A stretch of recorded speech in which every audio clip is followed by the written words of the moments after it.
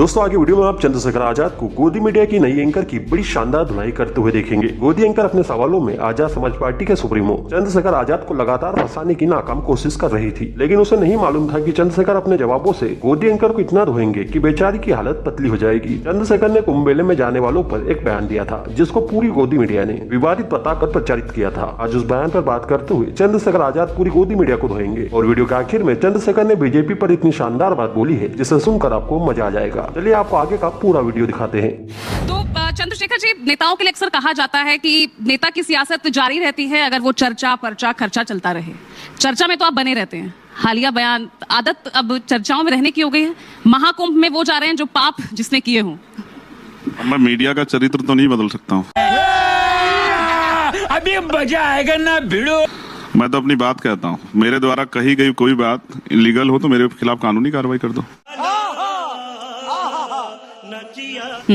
और मीडिया मेरी बात को क्या कहकर दिखाती है, और मुझे तो हंसी आती है कि जब किससे पूछती है कि उन्होंने ये बयान दिया तो सामने वाला बोलने वाला भी नहीं सोचता कि वो बयान ही सुन लूं मैं। तो मीडिया की बातों में आके लोग गुमराह होकर पता नहीं क्या क्या कह देते हैं। मैं क्या कह सकता हूँ। तो बयान तो आपके ही है ना, आप ही तो कह रहे हैं भाई जो जिसने पाप किए हैं वो महाकुंभ में पाप धोने जाता है।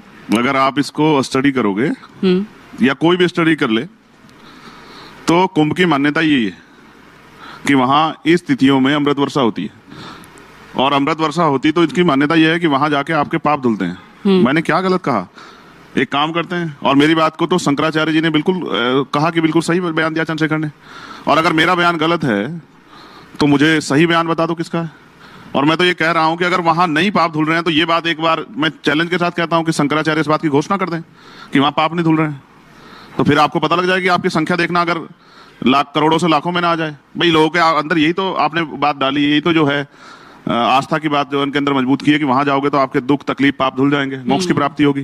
तो मैंने क्या गलत कहा? लेकिन लगता है ना कुछ नेताओं को ये बात पच नहीं रही, या तो ये असलियत उन्हें ये डाइजेस्ट नहीं हो रही है। वो कह रहे हैं कि भाई बाबा साहब तो सभी धर्मों को मानते थे, संविधान विरोधी आपको ठहराने लग गए इस बयान के बाद। अब उनके कहे से थोड़ा ही हो जाऊंगा। मैं भी तो सभी धर्मों का सम्मान करता हूँ, और ये सम्मान करते तो मैंने कहा।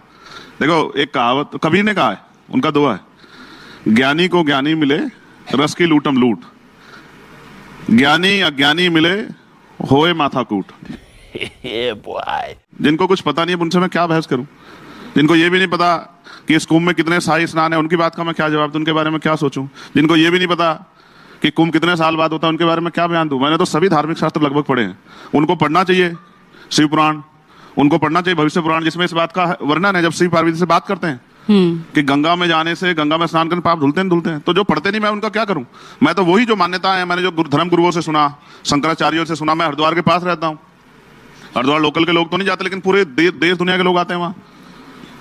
तो मैं क्या कह सकता हूं? मैंने तो अपनी बात कही, और मैं पढ़ा लिखा व्यक्ति हूं। मैं जो मैंने पढ़ा है वही कह रहा हूं, जो धर्मशास्त्र में पढ़ा, और वेदों में इसका वर्णन है। तो मैंने क्या गलत कहा? अब किसी को परेशानी होती तो होती रहे, और मैं उसकी जिम्मेदारी तो लेता, मैं तो अपना काम कर रहा हूँ। चलिए, बिल्कुल एक पढ़ा लिखा नेता, जबकि संविधान के आर्टिकल 51 में जहां हम जिनको मौलिक कर्तव्य कहते हैं, उसमें वैज्ञानिक दृष्टिकोण को बढ़ावा दिया गया है। कहा गया है कि वैज्ञानिक दृष्टिकोण को मजबूत करना है, अंधविश्वास पाखंडवाद को छोड़ना है। फिर भी मैं कहा, मैं तो सच बात कह रहा हूँ कि भाई अगर आपने ये नियम बनाए हैं, आपने अगर ये उदाहरण दिए हैं, तो मैं वही बात तो कह रहा हूँ। तो आज मैं आपको चैलेंज कर रहा हूँ, आज मेरा बयान चला देना। जो ये कहता हो कि वहां पाप नहीं धुलते, फिर मुझे मैं उसके बयान पे जवाब दूंगा। और मैं तो चाहता हूं शंकराचार्य इस बात की घोषणा कर देंगे पाप नहीं धुलते, तो फिर देखूंगा कि जनता वहां काम छोड़ के जाएगी नहीं जाएगी। अब बोल। मैं कितना भी पढ़ लूं, पीएचडी कर लूं, एमफिल कर लूं, बीटेक कर लूं, एमटेक कुछ भी कर लूं, लेकिन मैं अपनी जाति नहीं बदल सकता इस देश में। और ये भी शंकराचार्य ने स्पष्ट किया, क्योंकि एक बाबा जी घूम रहे थे कि भाई सारे हिंदू एक हैं, पता नहीं कुछ ऐसा नारा लगा रहे थे बागेश्वर वाले। उन्होंने एक यात्रा भी निकाली, तो उस पर शंकराचार्य ने बयान दिया। उन्होंने कहा वो जाति बंधन तोड़ दो और सारे हिंदू एकजुट रहो, इस तरह का बयान दिया उन्होंने। तो शंकराचार्य ने डांटा उनको कि अगर जाति बंधन तोड़ दिया तो हिंदू धर्म ही खतरे में पड़ जाएगा। जाति तो सच्चाई है सनातन की, ऊंच नीच की भावना सच्चाई है। ये मैं नहीं कह रहा हूं, ये सनातन कह रहा है। पढ़ लो, वर्ण व्यवस्था, जाति व्यवस्था, और कोई पैदा होते ही छोटा, कोई पैदा होते ही बड़ा, ये मैं नहीं कह रहा ना, मैंने बनाई है। तो मैं तो एक वकील हूं। तो राहुल गांधी ठीक कह रहे हैं, यानी पिच सबकी एक है, बस लड़ाई अलग अलग चल रही है। देखो मैं फिर आपसे कहूंगा, ये बात देश को समझ आ जानी चाहिए, और मैं युवाओं से कहूंगा कि वो समझें। जब आप अपने नेता से 24 घंटे की ड्यूटी कराओगे तो वो यहीं से सब कुछ लेगा। 8 घंटे की नेतागिरी कराओ उससे कि 8 घंटे वो आपके लिए ड्यूटी की तरह काम करे, क्योंकि आप उसको तनख्वाह देते हो। उसके बाद वो अपना जीवन जिए, कोई रोजगार करे, कोई बिजनेस करे, कुछ भी करे, जब वो अपना समय वहां देगा तब जाके वो देश के लिए काम कर पाएगा। जब वो इतने रिसोर्स और ये सब चीजें आप उसे यहीं से निकालेगा तो फिर भ्रष्टाचार रहेगा ही। तो कोई क्या कह रहा है मुझे नहीं पता। मैं सिर्फ ये कह रहा हूँ कि राजनीति देश के हित के लिए होनी चाहिए। राजनीति, हम तो डॉक्टर बाबा साहब अम्बेडकर को मानते हैं जिन्होंने कहा कि हम प्रथम और अंतिम भारतीय हैं। मेरे लिए नेशन फर्स्ट है। और देखो सब, कल मैंने जब वो कुंभ में आग लगी, आपको पता लगी नहीं लगी, ये मत कह देना कि ये भी चंद्रशेखर का बयान है। वो आग लगी और मैंने कहा कि मैं प्रार्थना करता हूं किसी कोई हताहत ना हो। और मैं तो ये भी मानता हूं कि वहां इतना जो है आशीर्वाद है कि इतनी आग से नुकसान नहीं हुआ। अब थोड़ा सा कम है, इस वजह से आग लग गई, लेकिन इतनी बड़ी आग लग के कोई किसी की जान माल का नुकसान नहीं हुआ। मैं इसलिए मानता हूं कि वो अच्छी जगह है।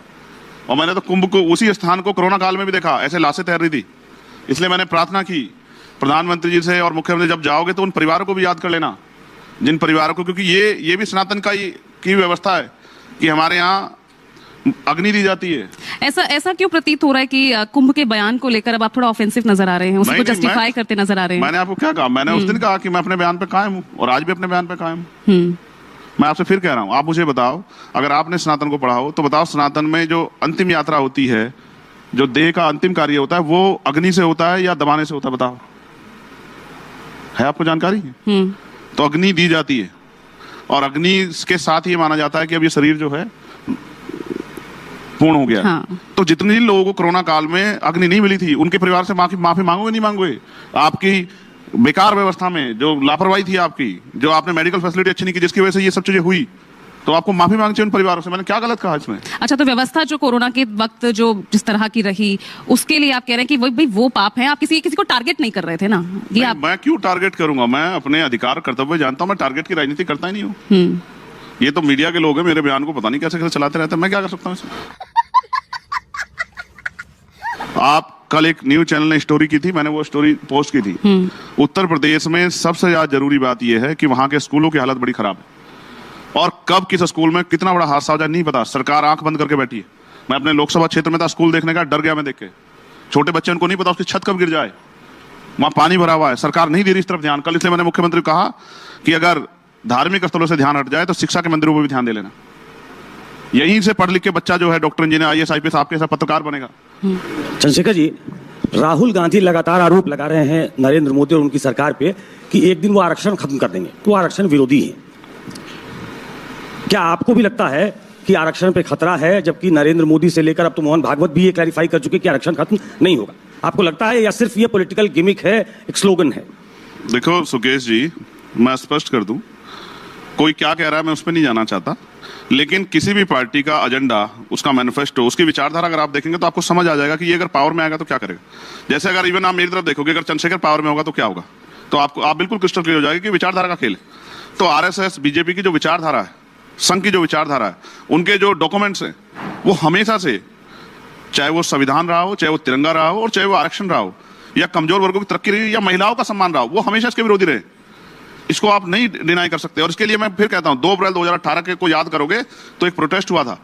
उस प्रोटेस्ट के बाद बीजेपी को ये समझ में आया कि सीधे रवैये से नहीं कर सकते, तो अब लेटरल एंट्री हो रही है, अब निजीकरण हो रहा है। अब आप मुझे बताओ, जब सारी संस्थाओं का निजीकरण हो जाएगा सरकारी, तो सरकारी नौकरी रहेगी, तो आरक्षण के झुंझुने का क्या करेंगे? अब तो SC ST के बैकलॉग से ज्यादा OBC के बैकलॉग, EWS का बैकलॉग आ रहा है, वो कहां से आ रहा है किसी को नहीं पता। आप मत कहलवाओ मुझसे, मैं सबको जानता हूं कौन कितने पानी में। लेकिन 70-80 वर्षों की देश की इस राजनीति को अकेले आजाद समाज पार्टी या अकेले चंद्रशेखर आजाद कैसे बदलेगा? देश की राष्ट्रीय पार्टियां अब वो भी इस हालत में है, मैं हाशिए कहूंगी, हाशिए पर आ गई हैं आज।